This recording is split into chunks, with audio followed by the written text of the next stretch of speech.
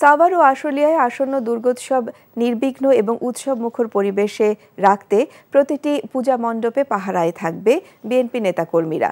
দুপুরে সাভারে বিরুলিয়ার আসন্ন দুর্গাপূজা উপলক্ষে হিন্দু সম্প্রদায়ের সাথে এক মতবিনিময় সভায় এসব কথা বলেন দলের নেতারা। এ সময় দলটির পক্ষ থেকে ১৩টি মন্দিরে আর্থিক সহযোগিতা প্রদান করা হয়।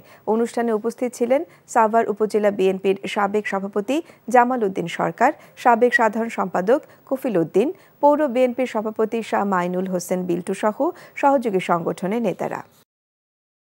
এখন আমার খুব ক্ষুধা লাগছে, আমি খাবো। কি কি রান্না করছো? আসো দেখো। খুবই ভালো রান্না করছো। আমি তো মাঝে মাঝে চিন্তা করি আমি রান্না কেন করি, তোমারই করা উচিত। হার্ড ওয়ার্ক করার লাগবো। আমি চাকরি করবো না, ছেড়ে দিচ্ছি। আমি প্রেগনেন্ট। একজনের উপার্জন দিয়ে কি এই ঢাকার শহরে একটা ফ্যামিলি চলে?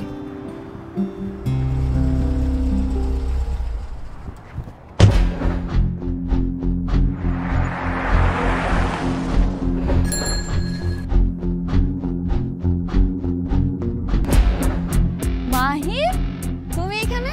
পরিচয় করে দিই, উনি আমার বস। অনেক ভালো করে চিনি। ওর পেটে যে বাচ্চা বড় হচ্ছে ও তোমার না। ওর বেঁচে থাকার কোনো অধিকার নেই। ওকে খুন করো।